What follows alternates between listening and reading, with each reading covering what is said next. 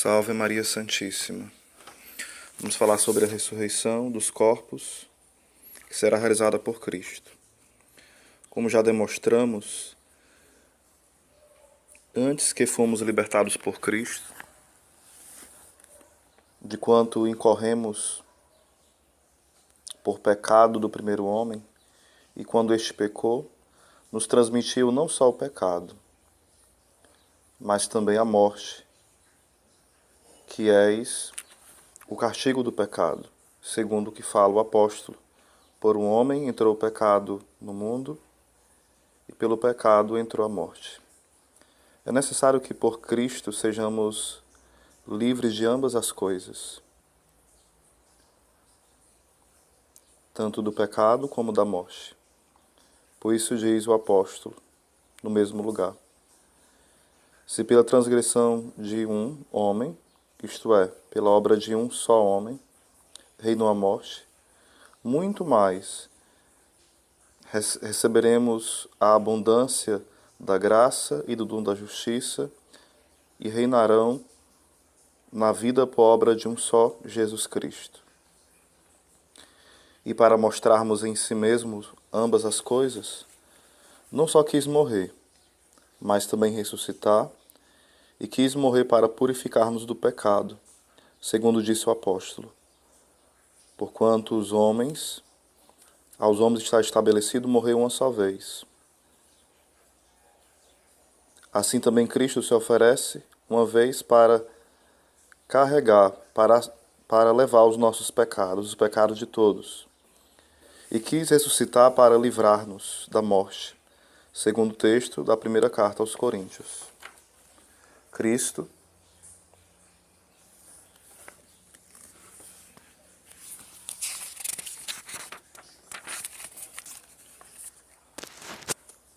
ressuscitado dentre os mortos, como primícia dos que morreram. Porque como o homem vem a morte, também por um homem vem a ressurreição dos mortos. Logo, nos sacramentos conseguimos o efeito da morte de Cristo, enquanto a remissão da culpa, pois já se digo que os sacramentos obram em virtude da paixão de Cristo. Porém, o efeito da ressurreição de Cristo, no tocante à libertação da morte, conseguiremos ao final dos séculos, quando todos ressuscitarmos pela virtude, pela força de Cristo. Por isso diz o apóstolo: se de Cristo se pregava que ressuscitado dentre os mortos, como disse a alguns entre vós, que não há ressurreição dos mortos. Se não há ressurreição dos mortos, tampouco Cristo ressuscitou. E se Cristo não ressuscitou, vã é a nossa fé, vã é a nossa pregação. Por conseguinte, é de necessidade de fé. Crer na futura ressurreição dos mortos. É de necessidade de fé crer na futura ressurreição dos mortos. Alguns, no entanto, entendendo de forma distorcida, não creem na futura ressurreição dos mortos. Tudo quanto lemos na Escritura, que concerne a ressurreição, se empenha em atribuí-lo à ressurreição espiritual, no sentido de que alguns ressuscitam da morte e do pecado para a graça. Aí, no caso, fica só nessa afirmação e não na ressurreição da carne, como a gente professa no credo, né? Só um parênteses aqui. Erro que condena o mesmo apóstolo, pois diz: evita as profanações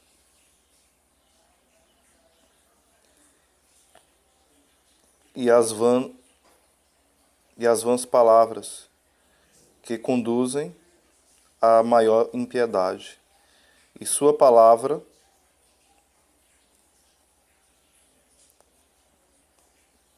conduz como gangrena. Aí ele vai explicar o seguinte: la qual se podia referir-se à ressurreição espiritual. Logo, és contra a verdade da fé admitir a ressurreição espiritual, negando a corporal.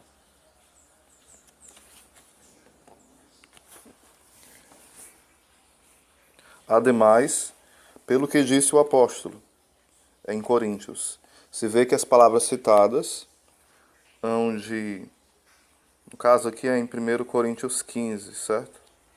1 Coríntios 15. Aí você pode ler todinho para entender essa parte aqui da ressurreição, né? Porque tem uma parte em latim e outra parte em espanhol. Aí, às vezes, eu me atrapalho aqui um pouco, né? Por isso que estou demorando fazer tradução, porque é tradução simultânea.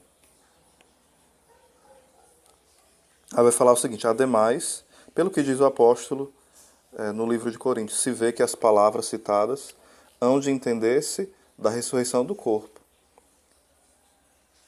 Se semeia no corpo animal, ressuscita um corpo espiritual, de onde claramente trata da ressurreição do corpo. E logo diz: é preciso que aquilo que é corruptível se revista de incorruptibilidade, e que este ser mortal se revista de imortalidade. Mas o corruptível e mortal és o corpo.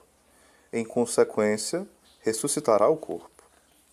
O Senhor promete ambas ressurreições, pois diz: em verdade vos digo, que chegou a hora, e esta é a hora em que os mortos hão de ouvir a voz do Filho de Deus, e lhes escutarão e viverão. E isto parece referir-se à ressurreição espiritual das almas, que então começa a realizar-se pela união de alguns com Cristo mediante a fé.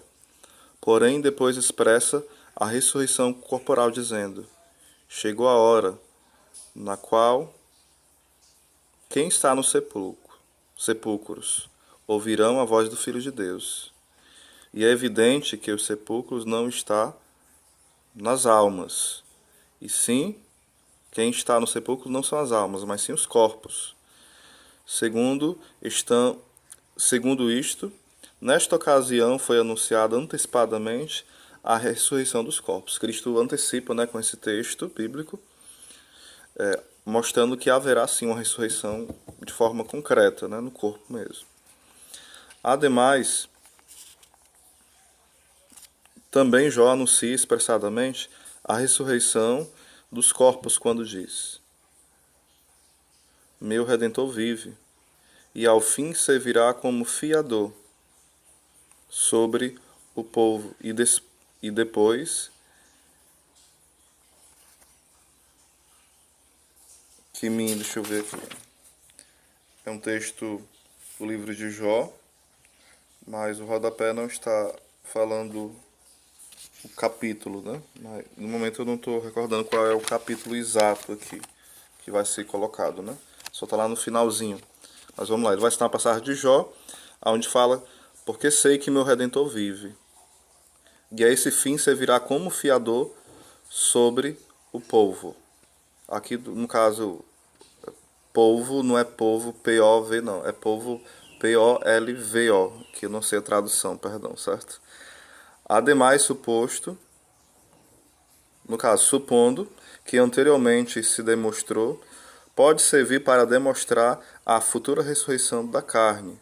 Uma razão evidente, quando fala que o meu Redentor vive e servirá como fiador dele, de Jó. Ou seja, aquele que é o autor, aqui é uma prefiguração, lá no livro de Jó, da ressurreição. Porque o meu Redentor vive, ele será o fiador da minha ressurreição, nesse sentido, certo?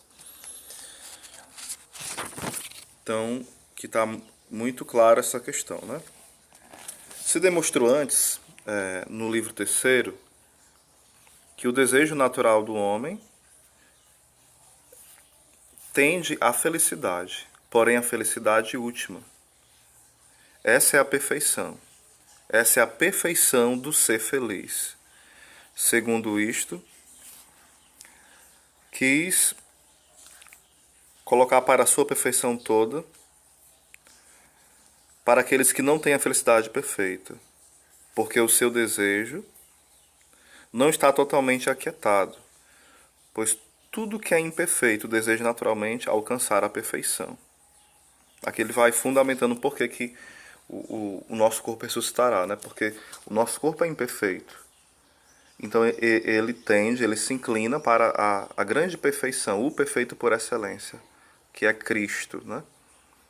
Cristo, como diz os Santos Padres, quando o Senhor criou o homem à sua imagem e semelhança, ele já via Cristo.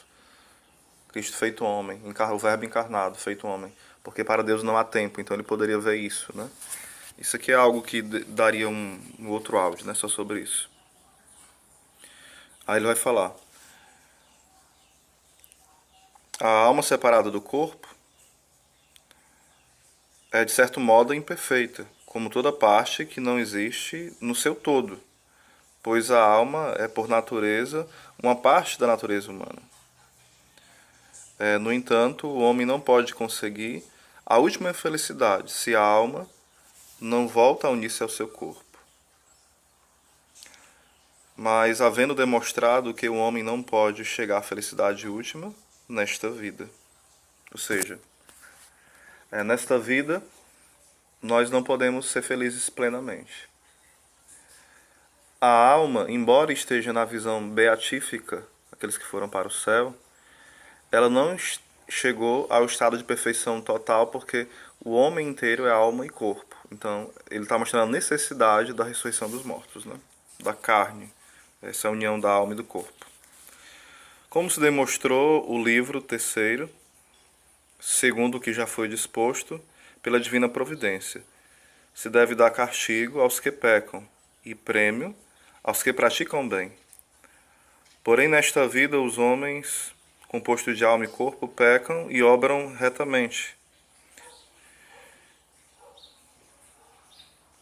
Em consequência, se deve dar aos homens o prêmio e o castigo, tanto no corpo como na alma. Ou seja, aqui nós pecamos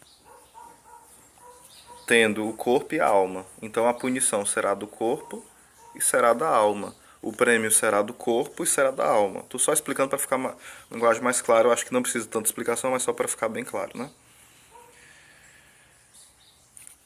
Está escrito no livro terceiro. Ademais, nesta vida, os pecados frequentemente ficam sem castigo. E como diz o livro de Jó, os ímpios vivem e são levantados, e confortados com riquezas. A reclamação de Jó, né? Ele vê na prosperidade dos ímpios, né? Por conseguinte, é necessário afirmar que a alma e o corpo voltam a unir-se para que o homem possa ser premiado e castigado em sua alma e em seu corpo. Eu peço perdão, certo? Mas eu acho que é muito rico, né? Porque a Suma contra os Gentios ainda está sendo traduzida no Brasil. Eu não sei se foi toda traduzida. A ela que é em espanhol. É o volume 4, o livro 4, né? E já no livro terceiro ele fez algumas abordagens. Aí por isso que ele fala o terceiro livro, né? Então mostra aqui de forma muito clara que haverá sim a ressurreição da carne. Não será só uma ressurreição espiritual, nem metafórica, de forma alguma. Existe ressurreição espiritual? Sim, da alma, né? Mas a alma não morre no sentido estrito da palavra. Ele vai mostrando que, pela questão da necessidade do prêmio e do castigo eterno, porque tanto a alma como o porco, perdão, o corpo, perdão, eles... Perdão, gente, é algo sério, né? Falei besteira. Eles pecam porque é uma unidade. A gente tem a mania de separar demais, né? Então é preciso, há uma necessidade dessa ressurreição, da carne, né? Deus abençoe. Santo Tomás de Aquino, rogai por nós.